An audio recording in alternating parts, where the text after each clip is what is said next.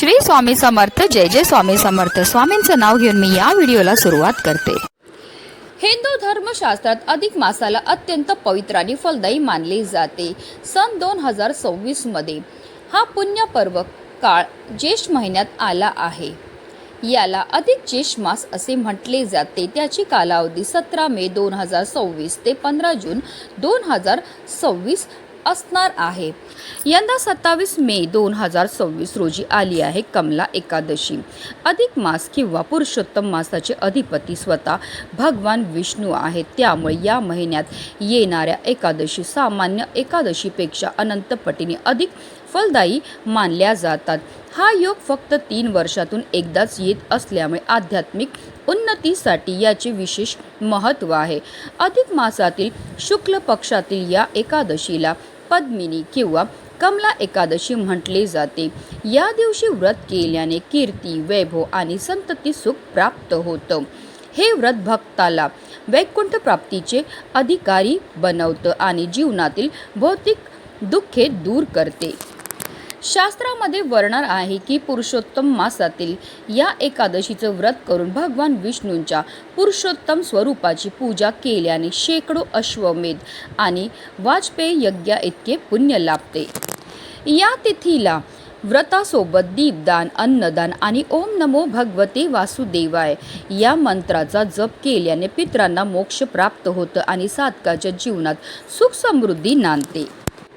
धार्मिकदृष्ट्या हा दिवस अतिशय महत्त्वाचा असल्यामुळे या दिवशी काही प्रभावी उपायाने सेवा देखील केल्या जातात.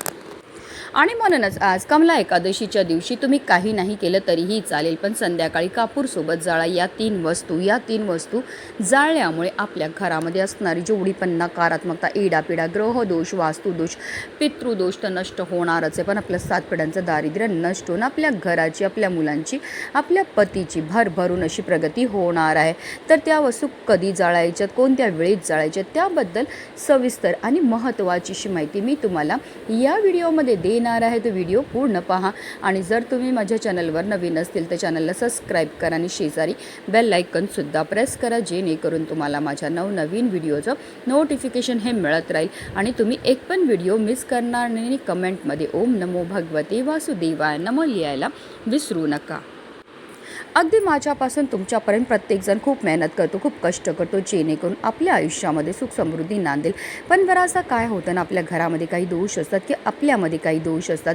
त्यामुळे सुद्धा आपल्याला कोणत्याही क्षेत्रामध्ये यशही मिळत नाही. आपण मेहनत तर करतो, कष्ट तर करतो, पण आपल्या कष्टाला, आपल्या नशिबाची साथही मिळत नाही. आपल्या घरी पैसा तर येतो, पण आलेला पैसा टिकून राहत नाही. जर आपल्याला की आपल्या घराला नजर लागलेली असेल, कुंडलीमध्ये राहू, केतू, शनी या ग्रहांचे दुष्प्रभाव असेल किंवा घरामध्ये वास्तुदोष असेल, पितृदोष असेल, तर त्यामुळे सुद्धा आपल्या जीवनामध्ये अनेक प्रकारच्या समस्या ह्या उद्भवतात. समस्या म्हणजे काय? जर आपल्या घरामध्ये वारंवार भांडणं होत असतील, कलह होत असतील, आजारपण येत असेल, नवरा बायकोचं पटत नसेल, की आपली मुलं खूप शिकलेली आहेत पण त्यांना मनासारखी नोकरी प्राप्त होत नसेल, मुलांचा विवाह जुळण्यामध्ये समस्या येत असतील, मुलं खूप आजारी पडत असतील, चिडचिड करत असतील, हट्टीपणा करत असतील, किंवा घरामध्ये कोणत्याही प्रकारचं सुख शांती नांदत नसेल, घरामध्ये वारंवार क्लेश होत असतील, तर आवर्जून प्रत्येकाने या शुभ दिवशी हा प्रभावी उपाय जो आहे तो करायचा आहे. हा उपाय केल्यामुळे आपल्या घरामध्ये असणारी जेवढी पण नकारात्मकता, इडापिडा, ग्रहदोष, वास्तुदोष, पितृदोष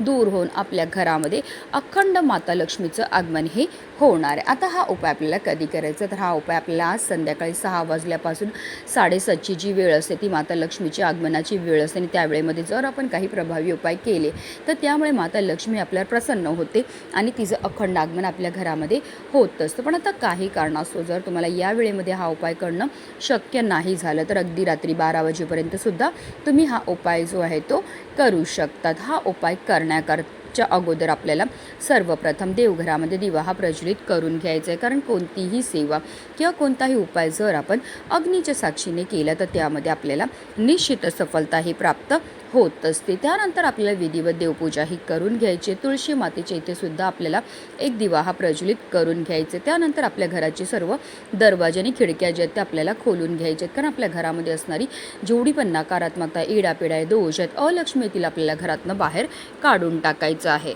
हा संपूर्ण उपाय आपण देवघरासमोर बसून करणार आहेत. हा उपाय करण्याकरता आपल्याला एक मातीची पंतीही घ्यायची, कारण मातीची पंती ही पंचतत्वापासून बनलेली असते. मातीच्या पंतीमध्ये सकारात्मक अशा लहरी असतात. तर त्या मातीच्या पंतीमध्ये आपल्याला एक शेणाची गौरीही टाकायची. शेणामध्ये साक्षात माता लक्ष्मी निवास करते आणि घरामध्ये शेण जाळल्यामुळे आपल्या घरामध्ये असणारी जेवढी पण नकारात्मकता, एडापिडा, दोष आहेत, अलक्ष्मी ती घरातनं काढता पाय करून निघून जाते. आता त्या शेणाच्या गौरीवर आपल्याला 5 भीमसेनी कापूरच्या वड्या ह्या ठेवायच्यात. मी प्रत्येक उपायामध्ये नेहमी सांगत असते की आवर्जून आपल्याला भीमसेनी कापूरच वापरायचं आहे, कारण तो नैसर्गिकरित्या बनलेला असतो. त्याच्यामध्ये तत्व असतात ते आपल्यामध्ये आणि आपल्या घरामध्ये असणारी जेवढी पण नकारात्मकता, इडापिडा, ग्रहदोष, वास्तुदोष, पितृदोष दूर करण्याकरता अतिशय प्रभावी मानला जातो. तसेच आपल्याला 5 लवंगा आणि 3 हिरव्या वेलची सुद्धा घ्यायच्या. ज्या लवंगा आणि हिरव्या वेलची आपण घेणार ते व्यवस्थित पाहून घ्यायच्या, त्या अखंड असाव्या, कुठेही तुटलेल्या फुटलेल्या किंवा खराब झालेल्या नसाव्या. ज्याप्रमाणे लवंगा आणि हिरव्या वेलची आपल्या जीवनाची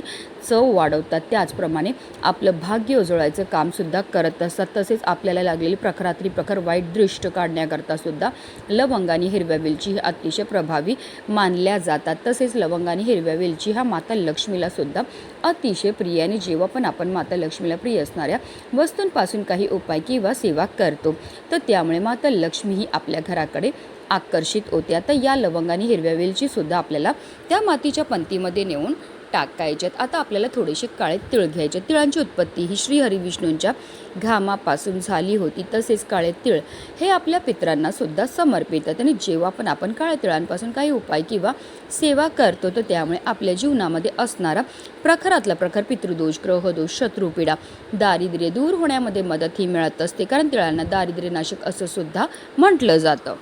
आता हे काळे तिळ जे ते आपल्याला आपल्या उजव्या हातामध्ये घ्यायचे. तर आपल्या घरामध्ये जेवढे पण सदस्य असतील त्या प्रत्येक सदस्याच्या डोक्यापासून पायापर्यंत 7 वेळा आपल्याला हे काळे तिळ उतरवायचे, आणि हे तिळसुद्धा नेऊन आपल्याला त्या मातीच्या पंतीमध्ये टाकायचे. तसेच त्या मातीच्या पंतीमध्ये आपल्याला एक तेजपत्तासुद्धा टाकायचा, ज्याला तमालपत्रसुद्धा म्हटलं जातं. तर या सर्व वस्तू आपल्याला त्या मातीच्या पंतीमध्ये टाकायच्यात. आता देवघरामध्ये प्रज्वलित असलेल्या दिव्याच्या मदतीने आपल्याला या मातीच्या पंतीमध्ये असणारा जो कापूर आहे तो प्रज्वलित करून घ्यायचा. कापूर प्रज्वलित झाला की त्याच्यामध्ये थोडंसं तूपसुद्धा टाकायचं. तूप देखील माता लक्ष्मीला आकर्षित करतं. तुपाचा वासाने माता लक्ष्मी ही आपल्या घराकडे आकर्षित होते. तूप टाकल्यामुळे प्रचंड धूर हा निर्माण होतो. काही वेळाकरता ही मातीची पंती जी आहे ती आपल्या देवघरामध्येच ठेवायची. त्यानंतर ही मातीची पंती आपल्याला तिकडनं उचलायची, आणि याचा जो धूर आहे तो आपल्या संपूर्ण घरामध्ये आपल्याला फिरवायचा. फिरवताना निरंतर आपल्याला ओम नमो भगवते वासुदेवाय नमः या प्रभावी मंत्राचा जप हा करायचा. संपूर्ण घरामध्ये हा धूर फिरवून झाल्यानंतर आपल्या मुख्य प्रवेशद्वाराच्या उंबरठ्याच्या बरोबर मधोमध नेऊन आपल्याला या मातीच्या पंतीला ठेवायचं. जिथपर्यंत कापूर प्रज्वलित तिथपर्यंत निरंतर आपल्याला मंत्राचा जप हा करायचा आहे. जेव्हा आपण कापूरसोबत या वस्तू जाळतो त्याचबरोबर मंत्राचा जप करतो, त्यामुळे आपल्या घरामध्ये असणारी जेवढी पण नकारात्मकता, इडापिडा, ग्रहदोष, वास्तुदोष, पितृदोष दूर होऊन आपल्या संपूर्ण कुटुंबाची भरभरून अशी प्रगती व्हायला लागते. आणि ज्या घरामध्ये कोणत्याही प्रकारचे दोष नसतात त्याच घरामध्ये माता लक्ष्मीचं आगमन हे होत असतं. आता या मातीच्या पंतीमध्ये असणारा कापूर शांत झाला की यामध्ये काही वस्तू असतील ज्या जळालेल्या असेल, काही नाही जळालेले असेल, तर त्या वस्तू आपल्याला आपल्या घरापासून लांब नेऊन फेकून द्यायच्यात. फेकताना फक्त काळजी एवढी घ्या, रस्त्यामध्ये काढून टाकू नका, कारण आपल्या घरामध्ये असणारे जे दोष आहेत ते आपण आपल्या घरातनं बाहेर फेकलेले आहेत, आणि त्याचे जे त्रास आहे ते आपल्याला मुळे दुसऱ्यांना झाला नाही पाहिजे याची आपल्या प्रत्येकाला काळजीही घ्यायची. अशा रीतीने हा उपाय जो आहे तो आपल्याला आज कमला एकादशीच्या दिवशी करायचा आहे. म्हणूनच व्हिडिओ जास्तीत जास्त लोकांपर्यंत शेअर करा, जेणेकरून प्रत्येकाच्या आयुष्याचं कल्याण हो हीच मनामध्ये इच्छा. श्री स्वामी समर्थ. जय जय स्वामी समर्थ.